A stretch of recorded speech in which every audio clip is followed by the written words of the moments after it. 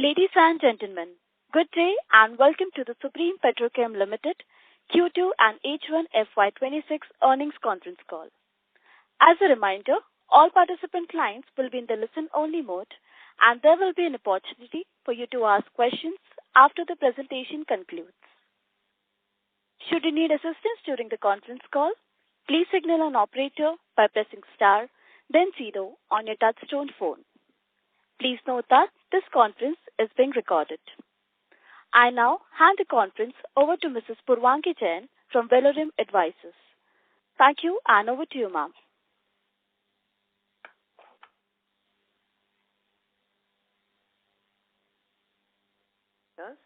We represent the investor relations of Supreme Petrochem Ltd. On behalf of the company, I would like to thank you all for participating in the company's earnings call for the second quarter and first half of the financial year 2026. Before we begin, let me mention a quick cautionary statement. Some of the statements made in today's earnings call may be forward-looking in nature. Such forward-looking statements are subject to risk and uncertainties, which could cause actual results to differ from those anticipated. Such statements are based on management's belief as well as assumptions made by and information currently available to the management. Audiences are cautioned not to place undue reliance on these forward-looking statements in making any investment decisions. The purpose of today's earnings conference call is purely to educate and bring awareness about the company's fundamental business and financial performance for the quarter under review. Now let me introduce you to the management participating with us in today's earnings call. We have with us Mr. Rakesh Nair, Executive Director and CFO, Mr. Dilip Deole, Chief Executive of Finance and Accounts, and Mr. D.N. Mishra, Company Secretary. Without any delay, I request Mr. Rakesh Nair to start with his opening remarks. Thank you, and over to you, sir.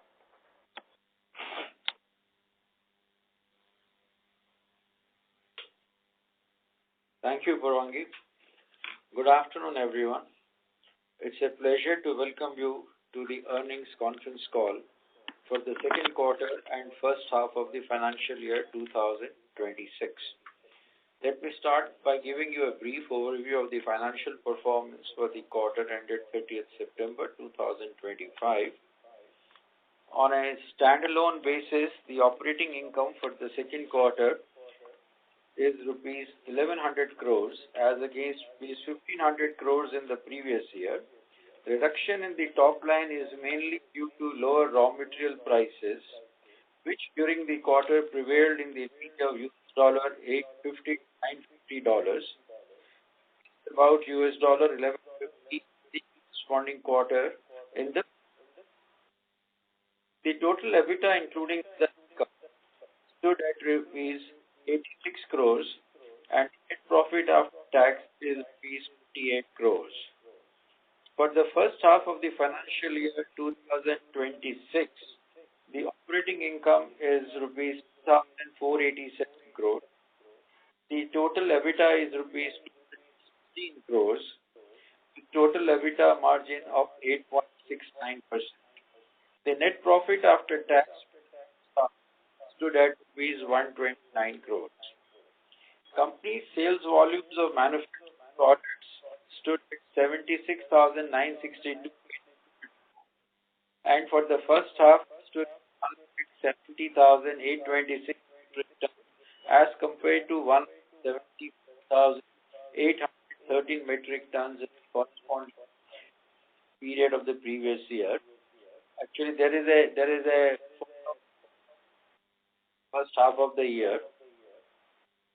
The volumes and margins were impacted due to extended monsoon leading to demand for cooling devices such as air conditioners and refrigerators, deferment of purchase due to advance intimation of GST rate reduction, subdued economic activity across major economies, changed trade flows due to trade barriers in the form of tariffs imposed by USA, and a decline in styrene monomer prices, which current prices at about $800 per metric ton, down from around $940 metric ton at the end of June 2025. This also led to the destocking by the processors. On a positive note, I'm happy to share that ABS plant in technical collaboration with Messrs. Versalis SPA with a capacity of 70 tons per annum has commenced commercial production. The integration of X-mold polymers is also planned. Company continues to remain debt-free and all capital expenditure funded through the internal accruals. As of 30th of September 2025, we maintained an investable surplus of rupees 552 crores. The board has recommended an interest of 125%, that rupees 250 per equity share of face value of rupees 2 each. With this, I conclude.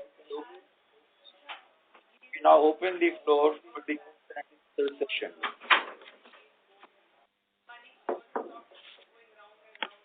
Thank you very much. We will now begin the question and answer session. Anyone who wishes to ask a question may press star and 1 on their touchtone telephone. If you wish to remove yourself from the question queue, you may press star and 2. Participants are requested to use handsets while asking a question. Ladies and gentlemen, we will wait for a moment while the question queue assembles.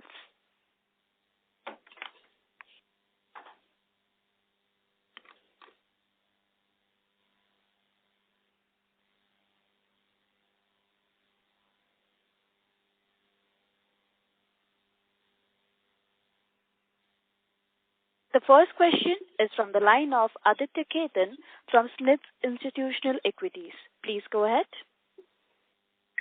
Yeah, thank you, sir, for the opportunity. And happy Diwali to you and your team, sir. So just a couple of questions. So first on the volume side, I missed your initial remarks. Like, have you mentioned like what was the reason for a big dip in volume?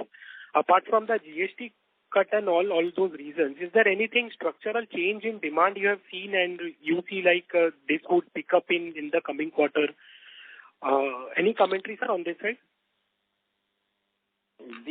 As I explained, the demand is cut down because of the extended monsoons, which led to the damp sale of cooling devices like air conditioners and refrigerators, leading to the lower lifting by the OEMs and air conditioning manufacturers. Secondly, there is a trade flow change in the trade flows also with the tariffs put by USA. The supply flow has changed. The countries where we were exporting, they're the other nations because they are unable to export to USA or processed goods are not going to USA. So everybody is in the global market now to sell their material also. So there is a competition there as well. And also that there is automatically the processors generally avoid stocking material when there is a continuous fall in the raw material prices. So this fall in the styrene monomer prices also led to some amount of destocking by the processors. Okay. So, sir, this lower styrene prices, has this been fully reflected in this quarter, or we could see further weakening of realizations because it is a pass-on? So, next quarter also we could see muted realizations? The styrene monomer is a global event. India does not produce a single kg of styrene monomer. So the global events impact styrene monomer, the global demand, supply, crude prices, everything is going to determine the price of styrene. As of now styrene is ruling for the last 2 weeks at about $800. If this level continues, so maybe starting from December onwards, it will be a normal thing then. Okay. Sir, on the ABS side, and we have started the phase 1, sir, is there any change on the guidance? I think earlier we have stated 25,000 tons we would be doing by this fiscal. And any thoughts are on second phase? Are we planning to complete that by FY27? No, the second phase we had said we will complete by FY28, and as far so far it remains the same. There is no change in that. And as far as the ABS is concerned, because that was based on the earlier that we would start our plant by June, but now the plant got delayed, and the trials are on still with the processor. The testing is going on with various processors. So the guidance would change on that. I think I will be not able to give you the exact number, but it should be closer to maybe 15,000 tons or so in this year then. Got it. Sir, this lower volumes in this quarter, I understand you have mentioned like it is a monsoon period. So there are high chances so that it could be recouped in the next quarter. Again, we could be back to that, so 95 to 1 lakh to volume ka run rate. See, the third quarter is always a weak quarter. Post-Diwali, post-festival. So it only the third quarter starts picking up only towards the end of November or December only. And the fourth quarter is always the best quarter that way. So in the next, from December to March, in those 4 months, if the demand is good from the OEMs, yes, we should be able to recover. Got it, sir. Thank you, sir. I'll come back in the queue. Thank you. The next question is from the line of Nirav Jimudia from Anvil Wealth. Please go ahead. Yeah, sir. Good afternoon and festival wishes to the entire team of Supreme Petro. Sir, I have a few questions to ask. So, sir, first is on the styrene part. Like, as we see that Chinese have become more self-sufficient in their styrene capacities as against their earlier reliance on imported styrene. Has this led to the startup of additional capacities for PS and ABS in China? And that's why we are seeing some compression in the spreads, or is it a general demand issue globally? Also add to it, like the other benzene value chains have not been doing well, like capro or phenol or rest of the products. So has styrene, with the styrene being more of a stable commodity over last so many quarters, do those additional capacities have put pressure on starting up the further capacities of PS and ABS in China? Your thoughts here, sir. China has become self-sufficient in styrene monomer. They have put up large capacities. Rather, 2 million tons of additional styrene capacity is coming up very shortly. Maybe in the next quarter they would be on stream also. And with that 2 million tons, China would be 100% self-sufficient as styrene monomer. But they also have large downstream capacities which they have implemented for polystyrene and ABS. But then they are more than the export of the polymers, they are actually in the export of the processed goods. And with the trade barriers, they are unable to export the processed goods. And currently, as we are told, that China is running all their polymer plants at 50 to 60% capacity utilizations. So with the large build-up of capacities in China, there is always a threat of imports coming in. If they are unable to utilize it for the processed goods, then maybe, yes, anytime that imports can happen from there, they will be aggressive in exports. That threat currently continues. Got it, sir. Got it. Very helpful. So second is on the export part. Like last time you mentioned that the capacity is close to around 15,000 tons, which with 5,000 tons they expanded it, I think, Q4 of FY24. So if you can share what's the status there in terms of the utilization for first half A and B? Are they also doing some expansions over and above those 15,000 tons? So they are not doing any expansion above 15,000. Right now, we are only setting up all their systems because they were a small company. We want to bring them in line with our processes. Like even they never had an ERP, and we just finished installing an ERP SAP system there also. And we are changing the product mix there. So that work is in progress. It will take another 4 to 5 months before we can say, yes, we are now in line, they are in line with our mindset. Okay. Got it. And sir, any numbers on the utilization part you can share? Is it possible? As far as capacity utilization is concerned, yeah, sir. We the first half of the year, we have operated at almost close to 79%. Okay. In the last quarter, our capacity utilization was low. We were closer to 72% or so only. And that is it. Got it. Sir, next question is, we have seen the volumes falling in second quarter vis-a-vis last quarter last year. So was this predominantly the fall in volumes for polystyrene, or also the EPS volumes were also impacted? No, it is all the volume, because even EPS goes into the packaging of the durables. And with the extended monsoons, even in the construction, the activity has been slow. And as far as the fish boxes are concerned, where EPS is used extensively, there also the demand has come down. Got it.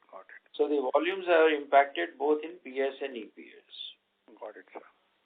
And sir, last question is, since you mentioned in your opening remarks that there was a fall in the styrene prices, was there an element of inventory losses in Q2A? And if you also can share the trading sales for second quarter. Thank you so much.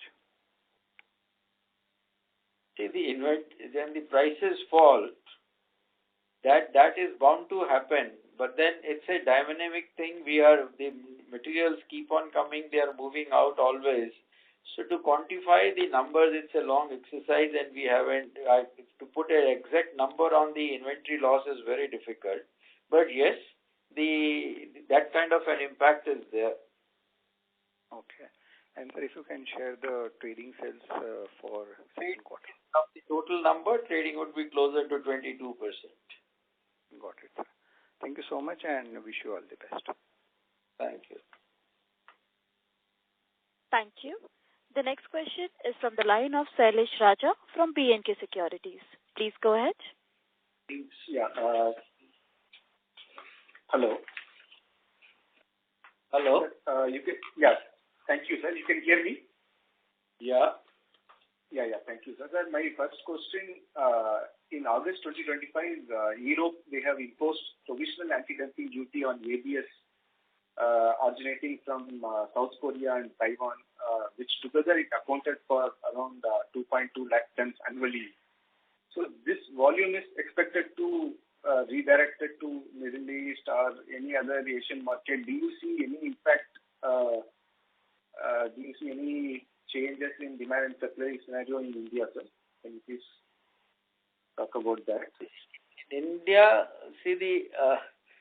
already sufficient imports were coming, because the demand in India was close to 300,000 tons, and in the FY25 the imports were close to 160,000 tons. And currently also in the first half of the year, we see that the imports have been almost in line with what was imported last year. Okay. There is no additional imports, or as what you are saying, because of the anti-dumping duty imposed by Korea on the Korea by Europe. We don't see that impacting any additional imports coming into India. Okay. Sir, can you please give the split between within the ABS imports, the general purpose ABS and spec grades? What is the mix? Can you please share it? And also. Yeah. No, I'm sorry, I don't have any breakup of general purpose but generally the ABS comes in mainly either for molding or for extrusion purposes. There are different grades for molding, and within that, yes, specific applications have different grades. But then I don't have a breakup of that. So where we will be targeting, sir, general purpose or specific grades like mass ABS, we have a lot of. We will be in both in molding as well as in extrusion, and our grades would be it'll be more defining the applications for which application which grade will go. So once all the grades are in the market and once the trial or the testing has been done by the processors and the OEMs and molders, then we will be able to give the full slate in the market then. Okay. Sir, on the compound side, currently we are producing around 18,000 to 19,000 tons annually, and we are planning to expand capacity to 75,000 tons. And X-mold also, we have around 15,000 tons of capacity. And with this R&D capability of X-mold, so how much do you think it will accelerate us to ramp up our Supreme Petro capacity of around 75,000 tons? Does that lab really help us in expanding our compounds capacity, or do you think it's completely different? Could you please talk about that? And also, we attended the exhibition recently, and one of the players, Sudarshan Polymers and Compounds, they indicated that so EBITDA margin in this business is 13%, and which could decline to 9% in 2-3 years because a lot of players are adding capacity, particularly players like Concall, they are coming out with significant capacity. So how we are going to address that? What is our plan? Could you please talk about that? The 75,000 tons is what we have planned, which will be increased in stages. And currently we have installed 20,000 tons for ABS compounding, and that has just now become operational. And as far as the margins are concerned, it actually depends upon what kind of a compound you are making, which niche area you are there.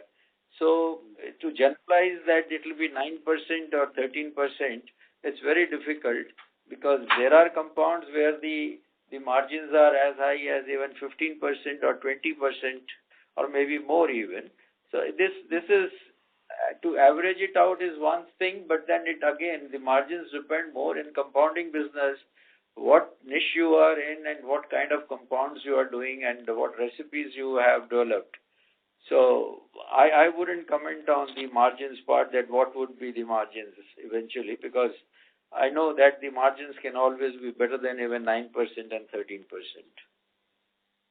But whatever Concall is making, that those grades are available with us, or?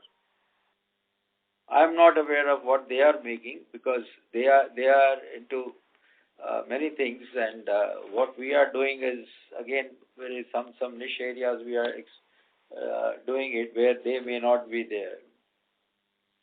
Okay. As Mr. Nirav mentioned that in China they are adding a lot of capacity downstream products, particularly this polystyrene, EPS, and compounds. Also, we are seeing domestic lot of expansion is happening, and EPS particularly, there is one company, EPAC, they are also adding capacity in EPS around 50,000 tons.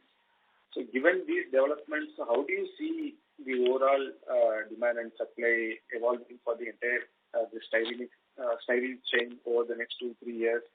Do you anticipate margin pressures here, or we can, with different spec grades, we could be able to still perform better? So if you see, basically, where I am coming from, this question is, if you see, excluding the Haryana plant, do you still expect to achieve 6.5 lakh tons of volume, including 1.4 lakh tons of ABS, and we do 15 rupees per kg of EBITDA, that is 1,000 crores in the normalized market scenario? Or do you see risk to this assumption?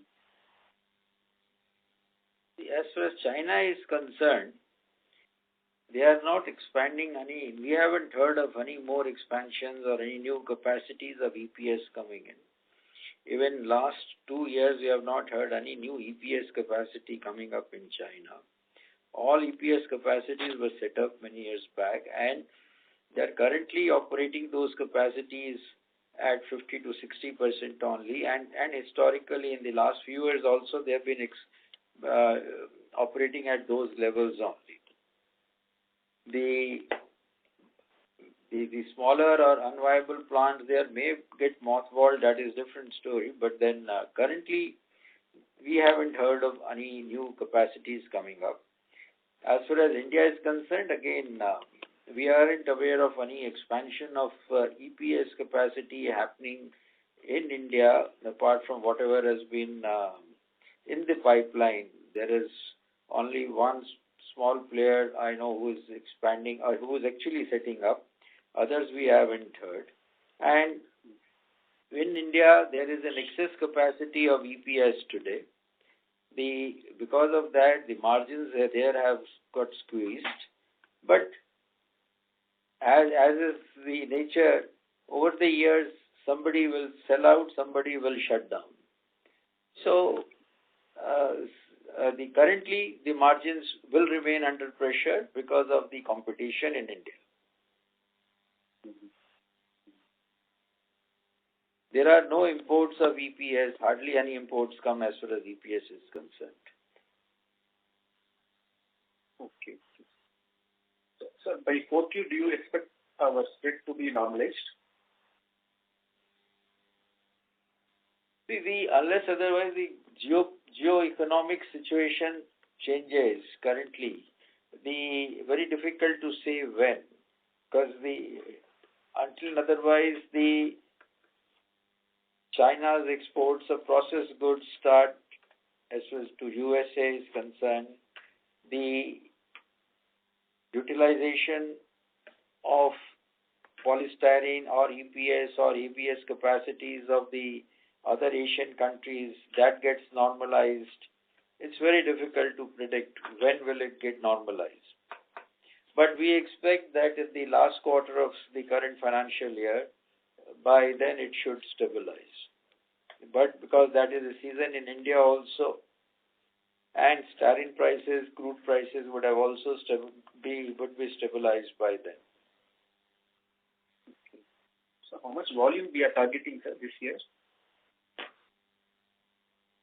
We are targeting, but then with these kind of situations globally, whether what happens is difficult to say, but I can suffice to say that we will be doing certainly better than last year, but by what percentage with the decline in the volumes in the last quarter and all that, very difficult to predict.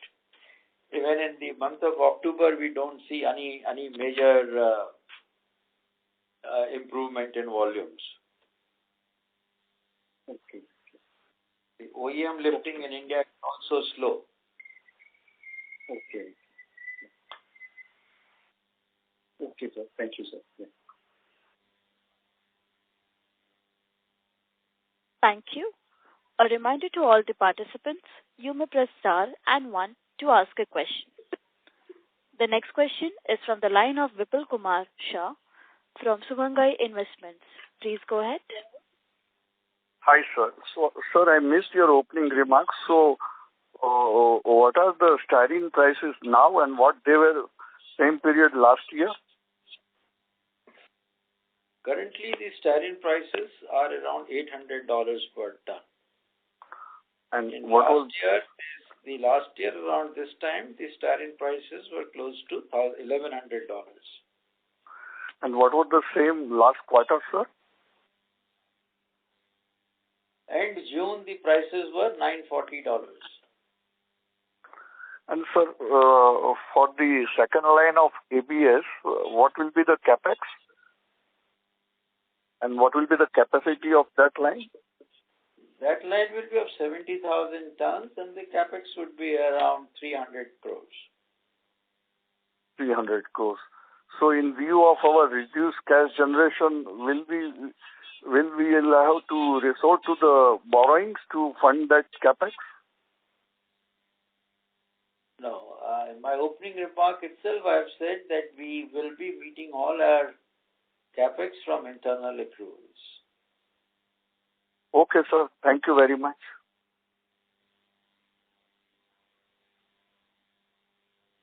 Thank you. The next question is from the line of Rahul Agarwal from Ikigai Asset. Please go ahead. Yeah, thank you so much. Good evening, sir. Hope all well and festive wishes to you. Sir, one question and then couple of clarifications. Firstly, you shared your view on what's really happening on the downstream side for China. And, because they are running at lower utilization because processed goods are not able to get exported to US, that has to be seen from a PS perspective. Could you similarly delve a bit deeper onto the ABS side of this? Do we see a lot of ABS imports from China as well? Because my sense is it's more Taiwan and Korea who import into India. But purely from a pricing perspective on ABS and incremental ramp up of your phase one, how do you look at business going forward for ABS for the industry overall and then specifically for Supreme Petro? The ABS imports are currently happening only from majority, almost 95% of imports into India that comes in from Taiwan, mainly Korea, Taiwan, and then around 5% from Thailand. So the 95% of imports, they come from these three locations. China imports of ABS are not there at all. At the moment, it is not there. And since they have large capacities coming up there, large capacities are getting built up in China. Going forward, the threat remains. So they are essentially building up ABS capacities, is what you mentioned? They are currently building some ABS capacities. That is all meant for their own use for the processed goods, because they import also ABS. But then, if they are not able to export the processed goods, which eventually I am sure they will be doing it, but if they are unable to do it, then yes, the threat remains. Got it. Fair point. China has built large capacities of all polymers. It is just not the ABS or EPS, but they have built large capacities for all polymers, so that if they are not processing it, then that threat will continue to remain. Just to put on a number here, my sense was 12 million tons of global ABS and PS capacity each of them, and about 4 million tons for China. Is that correct? Are these numbers correct? 4 million tons of what you said? ABS capacity in China? ABS capacity in China is currently close to 9 million tons.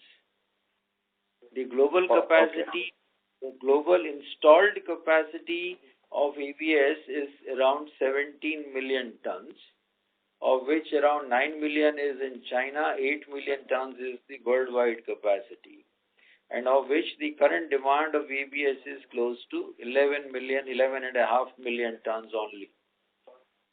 And China currently imports, with all their capacities coming up, if one takes into account that China would still need to import closer to 1 million tons of ABS.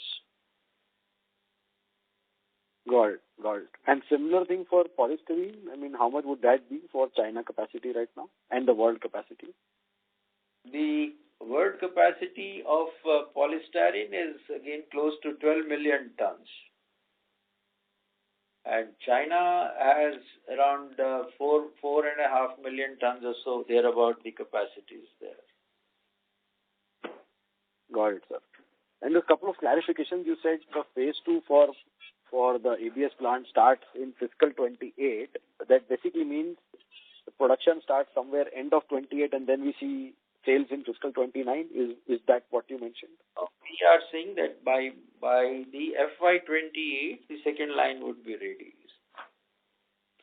And since the product profile would have already been in the market with the line, so that shouldn't take long to be fully operational then. Right. So it should see some revenues into fiscal 28 itself is what you meant. Somewhat maybe, otherwise in 29 fully it would be there. Got it. And similar question on the trading sales. When you mentioned 22%, that 22% is of the total top line, is it? Of the top line.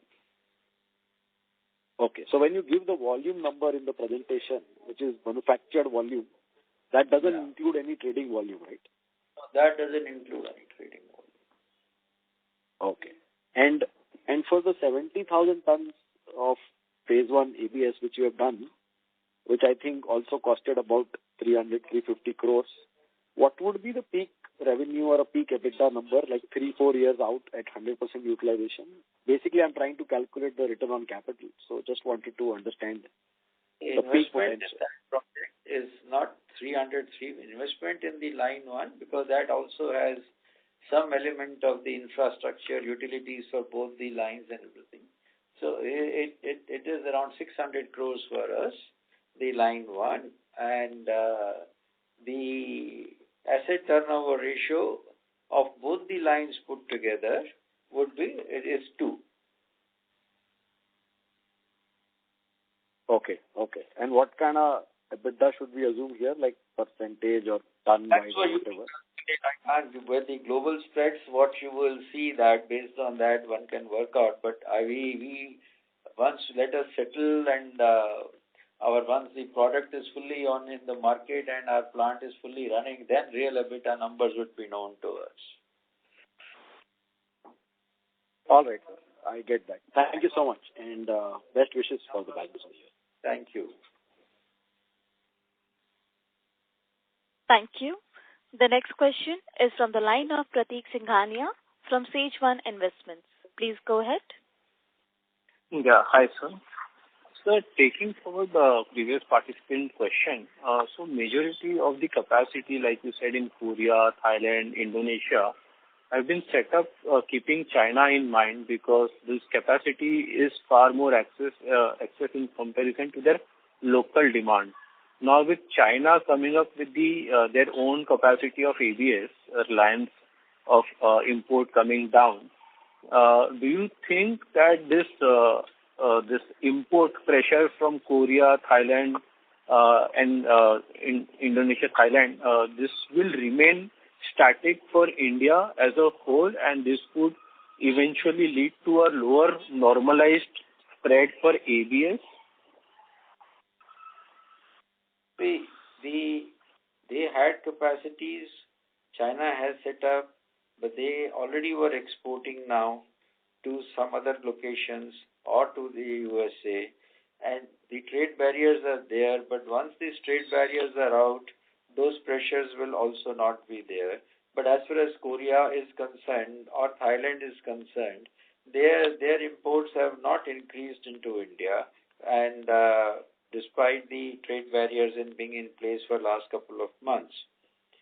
So I don't see that as far as ABS is concerned, there will be any major impact. Okay.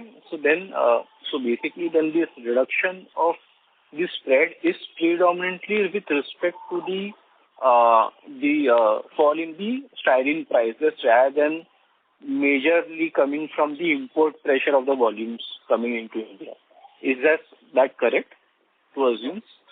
The pressure, the styrene is not the concern. The concern here is the import of ABS. And ABS last year was 160,000 tons, and till the first 6 months also it is in line with the last year's imports. Okay. There is no extra imports which have come in, and the local players have also sold their quantities, it means.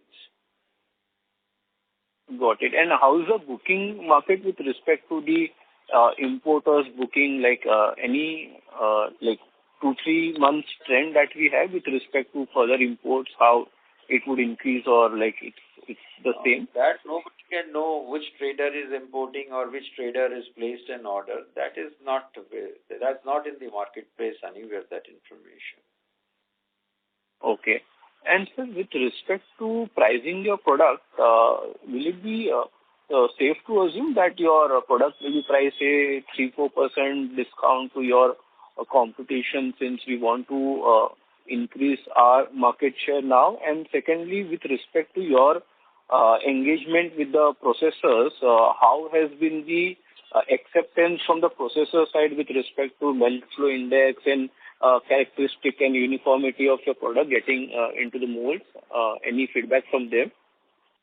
As far as the pricing is concerned, it's a market strategy.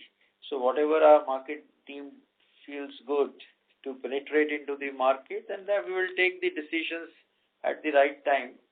And as far as the feedbacks are concerned, we are receiving some feedbacks, and we will be accordingly making those changes to meet the market expectations. Okay. And you'll be also selling the color. For each application, every processor has their own requirements. So we have to fit in their requirements into our grades and all that. That we are working on that. Okay. And typically, what is the product, this timeline to get it approved from the OEM? Because obviously the product is processed at the processor level, but it has to get approved by the OEM. So a typical timeline, say if you want to get into any automobile or say household consumer durable goods, so the OEM product approval, SKU approval timelines would be? I would say anything between 3 to 6 months. Okay. And you'll be selling the colored as well, right? The colored ABS, apart from the natural grade and the white grade? Yeah, we will be selling colored, we'll be selling compounds of ABS also, and the natural ABS as well. Sure. Okay, sir. Thank you so much. Thank you. The next question is from the line of Amit Agicha from HG Hawa & Company. Please go ahead. So, sir, is it true that our capex cost is one of the lowest? Hello? Your voice is not clear. Hello? Yeah, wait a minute. Sir, is it true that our capex cost is one of the lowest for any new plant that has been put up? And what is the comparable to someone putting up a plant in China also? This is for the ABS plant. I would comment on that. Amit, I won't be able to comment on that. The second question is, sir, are we facing any kind of competition from honeycomb industry, particularly in our thermocol products? From which industry you said? Honeycomb industry, which is made from paper. No, we haven't seen any competition from there so far. No. Okay. And sir, one more thing is that how are we placed as well as our Patalganga, the North India Haryana plant is concerned? When we will be able to come into production there? We had previously stated 2000. No. We as far as because we have gone there because of the styrene monomer availability from IOC, which IOC had announced. But IOC's plans to set up their styrene plant has also got delayed. That's what we understand from them, from the market also. And earlier they were talking of by 27, 28. Now we gather it is by 29. So we are not putting in our money there at the moment till their plans are very firmed up and we know that yes, their styrene would be available to us. Okay. Thank you very much.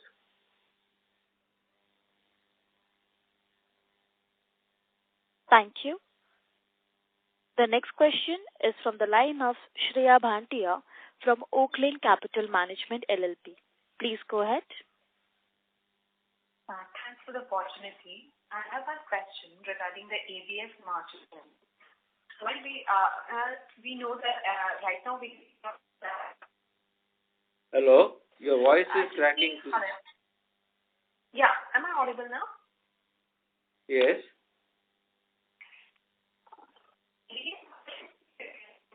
I'm so sorry to interrupt in between. Ma'am, your voice is not audible.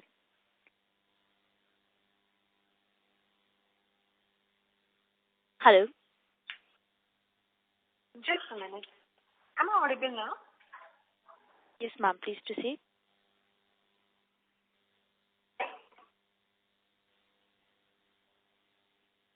Hello. Yes.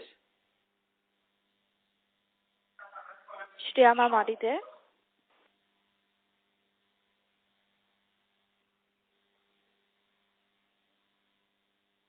As there is no response, we will go ahead and invite the next participant.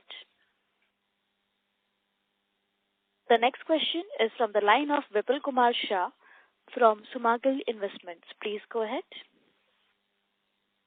Sir, regarding this ABS line, so we'll be selling downstream products or we'll be selling to the processors? We will be selling to the processors.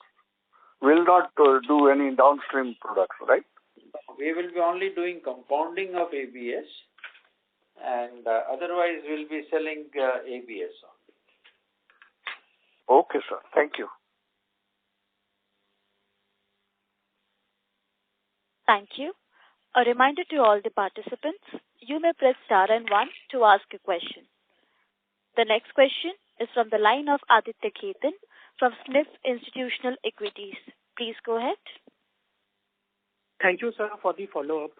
Sir, you had mentioned that ABS imports are quite sticky. Around 1.6 lakh tons we could conclude for this fiscal also. So, sir, if this is the argument, then, sir, the domestic capacity addition done by you and other players, because the demand is, sir, so that is around 3.5 lakh tons only, and if we exclude 1.6 lakh ton again, so we could be sitting at 2 lakh tons again demand. So how come the domestic players would be selling their inventory? Yeah, till now, Aditya, our product was not in the market. I said that first 6 months, the imports which have come, they are in line with the last year's exports. But by then, our material is not in the market. Once our material is tested, tried by the processors and approved by the OEMs, then automatically those imports will go down then. Okay. Any differentiation, sir, you can highlight, like, so better quality or what is superior, like, compared to imports which are coming in? See, all the emulsion grade ABS, they are yellowish color, they are like dark creamish color, whereas we are a white color ABS, and with that your pigments, coloring, all that is reduced. Our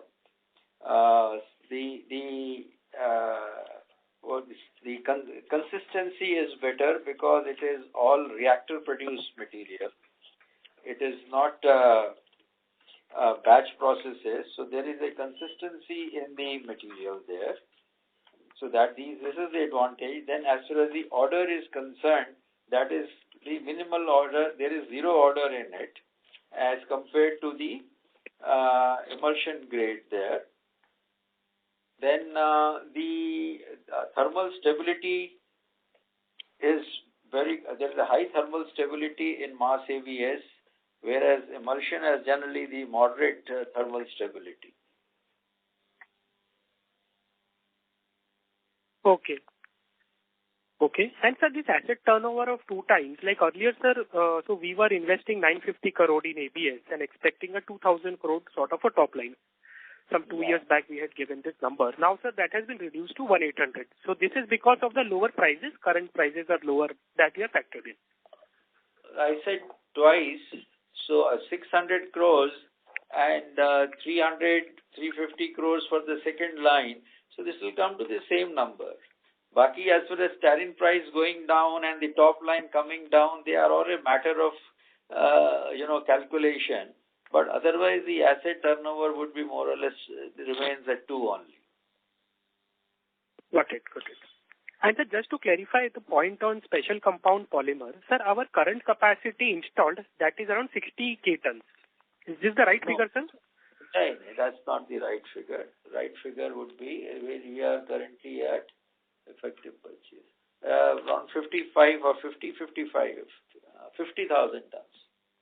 50,000 tons. Okay, so 15 from ex-mold, 25 earlier we had, and 20,000, sir, we had expanded just now, ABS compounding. No. I'll tell you. 25 plus 20 and 15. 60,000 including ex-mold. You are right. 60,000 with ex-mold. Okay, got it. Correct. Got it, sir. Thank you. Thank you. The next question is from the line of Prateek Singhania from Sage One Investments. Please go ahead. Sir, thanks for the follow-up. So with respect to the capex that this industry is putting, almost like 1,500 to 1,600 crores in ABS has been put by the industry after such a long time in the ABS in India. So any protection that you may seek from the government with respect to anti-dumping duty on any if any countries like doing a spoiled sport with respect to dumping ABS in India, anything, because loss of profit is also one of the criteria which can be used upon for this anti-dumping duty. So anything which is expected, or you might anticipate a scenario in say next 12 months or so that would be required. प्रतीक जी, हम तो अभी इसके अंदर घुस रहे हैं. ये तो जो एग्जिस्टिंग प्लेयर्स हैं, ये जो एंटी डंपिंग की एप्लीकेशन और anything which has to be made for safeguard और any protection, that has to be initiated by the existing players, because I wouldn't have the data to support this request if I go to the government today, because we are just entering. I don't have any historical data. Even the current data is insufficient. So I will not be the right person to answer this question. But yes, if the existing players make this move, we are there to support. Sure, great. And second question, sir, with respect to this China adding so much capacity, normally Chinese wants to be the lowest cost producer of any goods over the world. And since the technology which you have adopted makes you with respect to the lowest cost producer with respect to ABS, so what is your view with respect to China not preferring your route of manufacturing ABS versus they going for a continuous process-based process for setting up this such a big expanded capacity that they have done in last 2.5 years? Your view? No, China is also going in for mass ABS now. China, I know Versailles only has set up a plant for it's in the process there, which is for almost 450,000 tons or so. So they are already, that is in there. Then there are other plants also there. So they are I think close to almost 1 million tons of mass ABS plants would be there in the whatever is in the pipeline now there. Okay, 1 million ton is in the pipeline, and they already. Nobody knows the exact numbers about the China, very frankly. But the Versailles is just it is given to one company, 450,000 tons, and of that, I think 2 lines are already, or 1 line is already operational there. So this will be which company, sir? I won't have the name readily available, but then yes, we can get that name. I have it somewhere, but I don't remember the name. It's there. Sure, sir. Okay, sir. Thank you so much. Okay. Thank you. Ladies and gentlemen, that was the last question for today. I now hand the conference over to the management from Supreme Petrochem Ltd for closing comments.